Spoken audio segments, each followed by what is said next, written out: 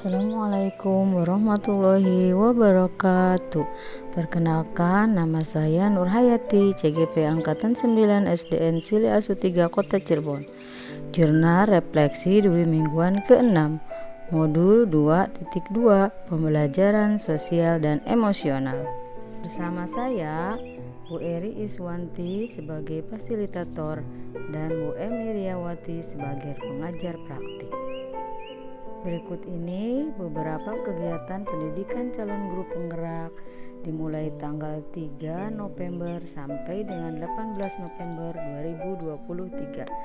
Kegiatan pendidikan calon guru penggerak pada modul 2.1 telah selesai. Pada minggu ini, calon guru penggerak mulai dengan materi baru pada modul 2.2. Pembelajaran masih sama menggunakan LMS dengan alur belajar merdeka.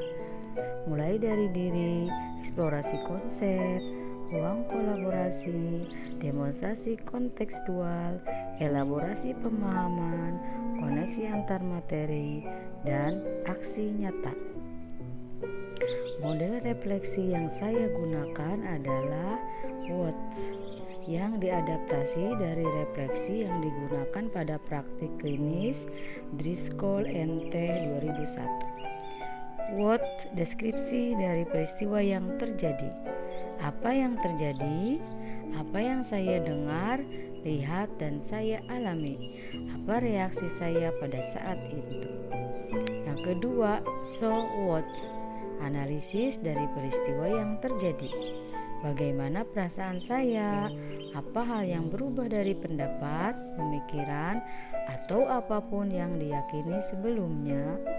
Yang ketiga adalah know what, tindak lanjut dari peristiwa yang terjadi. Dukungan apa yang dibutuhkan untuk menindaklanjuti refleksi saya? Bagaimana saya kerjakan dahulu? Hal baru apa yang ingin dibagikan? Refleksi yang pertama adalah what, deskripsi dan peristiwa yang terjadi. Pada tanggal 3 November 2023, proses pendidikan calon guru penggerak sudah memasuki modul 2.2, pembelajaran sosial dan emosional. Alur pembelajaran yang kami laksanakan menggunakan LMS, baik secara sinkronus maupun modul yang asinkronus. Kami membahas mengenai konsep dan pembelajaran sosial dan emosional yang dapat diterapkan guru pada anak didiknya dengan tujuan memberikan pemahaman, penghayatan, dan kemampuan untuk mengelola emosi, kesadaran diri, menetapkan dan mencapai tujuan positif atau pengolahan diri, merasakan dan menunjukkan empati kepada orang lain atau kesadaran sosial, dan membuat keputusan yang bertanggung jawab. Awal pembelajaran modul ini saya merasa aneh, mengapa sebagai seorang guru kelas yang bertugas mendampingi proses belajar akademik saya, siswa harus belajar mengenai ilmu psikologi yang berkaitan dengan kompetensi sosial emosional. Kemudian secara perlahan saya mengikuti alur pembelajaran yang dimulai dari diri dan eksplorasi konsep. Saya mulai memahami pentingnya memiliki kompetensi sosial emosional bagi guru maupun murid. Kemudian kami melaksanakan alur berikutnya, yaitu ruang kolaborasi. Kami berdiskusi dengan fasilitator hebat, juga teman-teman sesama CGP, mengenai rencana implementasi KSE di sekolah. Pada saat itu saya mendapatkan tugas di tingkat PAUD, di mana sungguh menarik sekali implementasi pembelajaran sosial emosional pada tingkat anak-anak PAUD. Pada proses ini pemikiran saya semakin terbuka betapa pentingnya seorang guru memiliki dan mengajarkan KSE pada muridnya. Kegiatan pendidikan CGP dilanjutkan pada alur demonstrasi kontekstual, di mana kami ditugaskan untuk merancang perangkat pembelajaran yang mengintegrasikan minimal 2 kompetensi sosial emosional. Selanjutnya, elaborasi pemahaman. Pada alur ini, konsep dasar pemahaman kami mengenai pembelajaran sosial emosional dikuatkan oleh instruktur yang hebat. Kemudian pada alur koneksi antar materi, tugas kami adalah mengaitkan materi pembelajaran sosial emosional dengan materi yang ada pada modul-modul sebelumnya.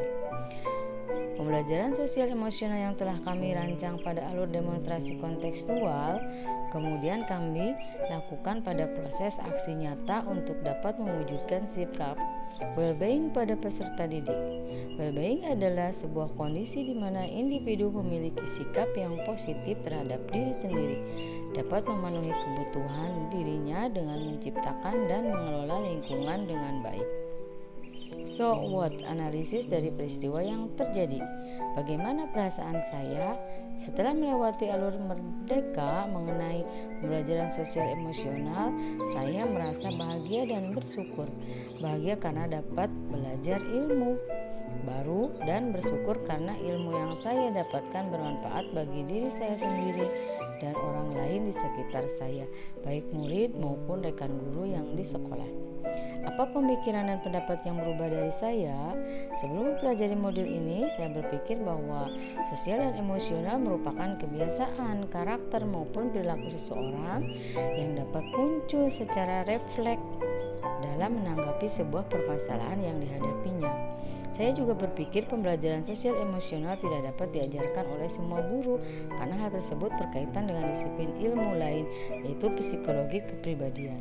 Setelah mempelajari modul ini, ternyata pembelajaran sosial dan emosional dapat dilaksanakan oleh semua melalui pembelajaran eksplisit, pembelajaran yang terintegrasi dalam praktik mengajar, dan kurikulum akademik serta penciptaan iklim kelas dan budaya sekolah.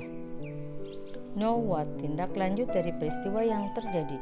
Dukungan apa yang dibutuhkan untuk menindaklanjuti refleksi saya sebagai bentuk implementasi kompetensi sosial emosional di sekolah saya memerlukan kerjasama dari warga sekolah.